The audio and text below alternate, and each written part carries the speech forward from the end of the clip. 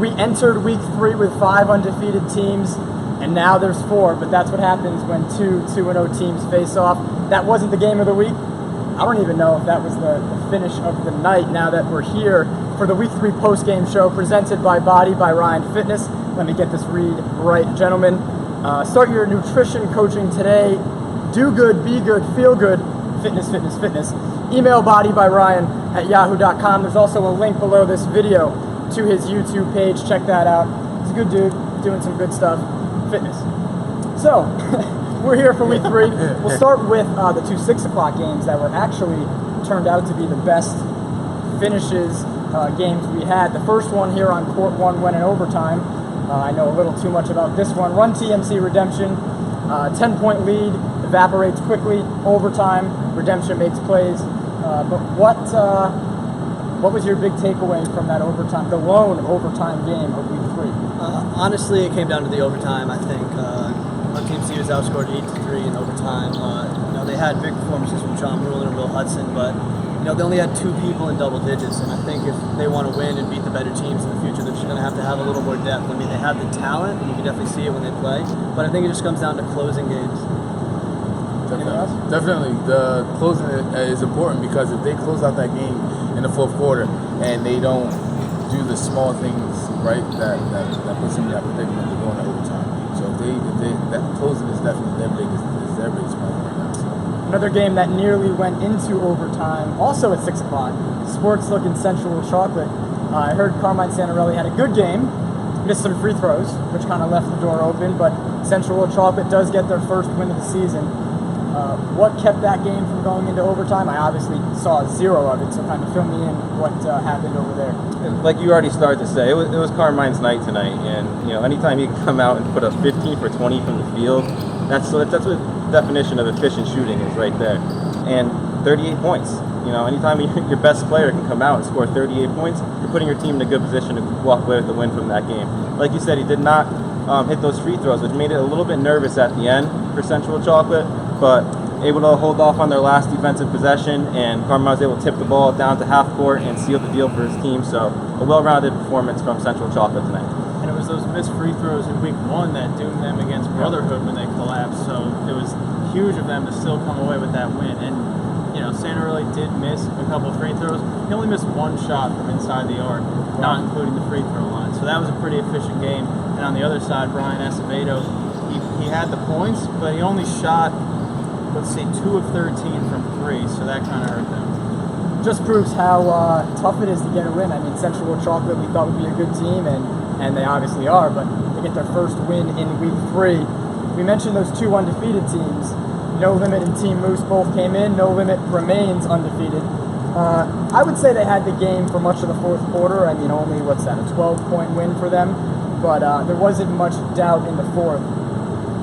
Was it just not enough outside shooting for Team Moose, or kind of how was No Limit able to withstand the run that Moose definitely made? You know what? I think in that game it was a lot of it was real sloppy to say the least. Right? That was a sloppy game played by No Limit. They usually play a lot better game than that.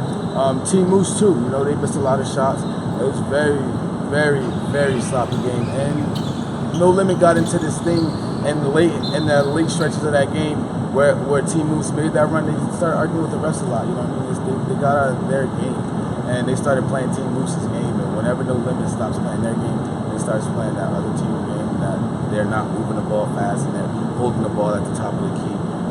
That's when they get themselves in trouble, and that's what Team Moose did. They looked at that and they said, we're going to make them play our game in these last stretches, and they try to pull out a win. Came up short, but it was a very great game. No Limit got cleaned up next week, but I'm sure we all expect them to. Anyway, knowing good team. Three-headed monster. I just think the play of Jalen Graham really stands out when he had this look in his eyes tonight that I haven't seen in a long time from him. He usually comes quiet, calm, and tonight you could tell he wanted to take over at a certain point in this game. And I think he was a big part why they were able to win. Just to speak on Team Moose one more time, Connor Daly. He's a beast. He's a beast. Straight beast. And he's the reason why they stayed afloat in that game. So he had a nice 15 points. Keeping it on Court 1, moving to another game here that came down to the wire. Stranger Danger and Goon Squad.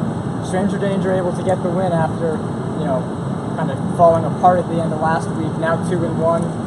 Goon Squad 1-2, right? They won last week and lose this week. But what do you guys see in that one that maybe makes you think Stranger Danger can string some wins together here? I think it was the play of, honestly, the whole team of Stranger Danger. Steve Eccles played great. Graham played great. Steve Eccles at 18, 4, and 6. They had 5 players in double digits. And this Stranger Danger team is definitely very interesting now. You see their whole team and all their rotations. Goon Squad's a very good team, and they pulled out a victory. They didn't collapse at the end. They played a very smart basketball game. I was very impressed by Stranger Danger. To say the least, they learned from their mistakes, right? Last week, they put themselves in a predicament where they lost that one game by 1. This week, they took care of the ball. Ball security was their biggest thing at the end of that game. You heard the guys on the bench yelling from the bench saying, "Hey, slow the ball down, time." They were very aware of that clock. So that propelled them to a win this week. What they didn't do last week this time. So big improvement, I would say, from last week to this week. A big improvement from last season to this season is Lob 203, at least in those early stretches. Now Lob gets to 2-1, maybe a game closer than we expected against the Double Dribblers, who kept it pretty interesting. But Lob got their first win in week 5 last year. They already have 2 wins, and we're here at the week 3 postgame show. So maybe it's more about what the Double Dribblers did compared to maybe what Lob didn't do, right? Kind of like why was that game close? Yeah, Double Dribblers, they did compete. They never gave up, and they never took their foot off the gas pedal, and they kept it a close game. But for Lob 203 was Eric Singleton, who came out and dropped 12 of 19, 26 points, and added 2 steals on the defensive end of the floor. And I talked to him after the game, lucky enough to interview him, and he said that he didn't have a great week last week, and the team hasn't had a great start to their season necessarily, but he says he likes being the underdog right now. He likes having people overlook their roster because he thinks that they're poised to come out and put up big points when everyone's playing well, and that happened tonight. They had 4 guys with at least 10 points. Like I said, Singleton dropped 26, but John Brole, Matt Gomes, and Paul Miramino all scored 10 points apiece. So if they can come out and put out a well-rounded game like that, they're a good team. And Singleton shot 70% in the first half, which helped them build that big lead. And then Bernard Brantley got going for the Double Dribblers in the second half, closed the gap a little bit. I think it was a little bit of both. Double Dribblers played a good game, but I definitely think that wasn't Lob's best performance. But they still got the win. That's what matters. That is. And now kind of moving into the games that were a little more lopsided. We can even just, one of you want to chime in on these. But we'll start with the what has come to be known as the dunk show, the Monstars. That continued again tonight. Fry time. I mean, after the first quarter, we were like, oh, maybe we got something in the works here, and then no, huh? So I mean, what did the Monstars do besides dunk to kind of pull away? I mean, they outscored Fry time 35-9 in the third, and Reggie and Greg Langston combined for 55 points. And when they're combining for 55 points, I don't know. It's going to be very hard to beat them. That is more than the whole Fry team. Fry time team. You say that just shows Fry time. Fry tonight. Speaking of almost doubling up, Brotherhood Sometimes Why 105-58. I saw a lot of fight from Sometimes Why, and I'm not messing around. I really did. They were hitting some shots, playing better. They got some heart and some character on that Fry time team. I meant on that Sometimes Why team. They're not gonna go down easy. They're gonna keep fighting to the very end. But it just wasn't enough for the best team. Arguably the best team in this league, right? They have still yet to lose a game, and Jonathan Robles was amazing, nearly immaculate in this game, right? He missed 1 shot, he went 37 points, and Russell Payton is coming on strong, and this is only his 2nd game. He is coming on strong. He had 21 points tonight, and he also only missed 1 shot. So these guys are playing good basketball, and whenever they play basketball like that, they can beat any team in this league because they showed it already. I keep playing it over and over in my head. John Robles, Euro step, dunk, Russ, get out the way. That just was kind of the story. Durag came off of Russ. He still played ball, baby. So it'll be interesting when they maybe get into a game, which they haven't done yet. But obviously they've been tested. So that was the Russ that we've seen even against legit defenders. Now you're coming with me. Let's see it through. Untouchables the throne. Now, I mean, we set the line in the pregame, Joe Catapano. Great job on the pregame this week. But we set a line, I believe a single-digit line for Untouchables Throne.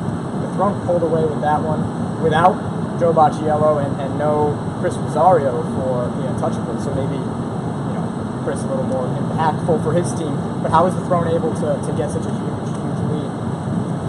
Don't all jump at once. Yeah. Not having to play against Chris Rosario would be a good guess for me. Yep. I feel like had been known, the spread probably would have been a little different. But Of course. But still, the Throne played really well, Yep. and I still didn't expect it to be that lopsided even without Rosario, because the Untouchables are a solid team. But the Throne was just firing on all cylinders tonight, pretty much dominated from opening to close. Yeah, and Quickly. Jacobs and Jean Baptiste showed up tonight, Yep. and he was a big reason why they won, or why they competed so well in week 1. Wasn't there week 2, and then you see him again week 3, and he really provides a big support for his offense. So it'd be neat to see him and Joe on the court at the same time. I had many conversations about the Flint Tropics crowd. That was right over there. Now 3 weeks in a row. They definitely travel well. And they took that momentum. The Bad Boys really never had a chance. Flint Tropics jumped out on them early and won by 31, scoring 80 points. So they're a high-scoring team, playing defense, protecting the rim. I'm assuming it didn't surprise anybody. But what was Flint able to do that kind of thought they'd be able to do coming in? The more and more I watch this Flint Tropics team, the more I respect the depth that these guys had. They go 9 deep. I talked to their coach. He said that they go 9 deep. They're probably the deepest team in the league, and they get everybody to show up consistently, which is pretty rare for this league. Every time these guys come out, they play as a team. They work really well. They move the ball, and I think what their depth allows them to do is run the floor on both offense and defense, so that they can constantly be switching out fresh legs and constantly be preventing the other team from going on breaks, while also promoting the fast break on their own. Yeah, definitely. Team we're going to have to keep an eye on. Coach at halftime, I said, what are you doing well? He said, good defense. Short and sweet, so I'll take it. I mean, that's definitely a big part. And shout out to STP, our last game, beating Flight Club pretty heftily, 95 points. Good fan section. Another Shout out to the Flight Club good. crowd. Yeah. Now, are we sure that they were for Flight Club? I heard they were like I think it was a trashing mix. both I think it teams. was a mix. Who knows? I mean, they all are from the same area, so I know it was a fun time for them. But STP gets their first win. I think a lot of us picked them. Yeah. What did they do that maybe they didn't do in the first 2 weeks? Well, the pick didn't look that safe through the first quarter and a half. It was a back and forth game, and SCP actually closed the second quarter on a 19-0 run. And they played defense. They forced 11 turnovers. They pulled down a bunch of rebounds. They were lethal in transition, and they pretty much. It seemed like a Flight Club dominant crowd to me, but despite getting killed, they were still loud, and it's great to see. I hope we get some more of that. For sure, and I'm not too sure who they play next week. Hopefully we can carry over that momentum into next week. Stay tuned for the Hub. As always, good stuff there. Links to everything around the arc will be up later in the week. Top plays and power rankings, probably some movement. Power rankings, a lot of loose falls maybe, but we'll kind of see how that goes. TheLegacyLeagues.com, as always, at Legacy_Leagues on social media. And I didn't even introduce these guys. Connor, Stuckey, Ryan, and Greg. I'm Joey Zacco. Thank you for watching the Week 3 post-game show presented by Ryan Fitness. Stay tuned to the site, as I just mentioned, and we will see you a week from Monday with our post-game show once again, picking lines, and we will actually keep track of who picked what. So you'll want to tune in Monday, 5 o'clock on Facebook Live to see who's the best analyst. And now we have data and not just a bunch of crap to go off of. So we'll see you next week here at InSports.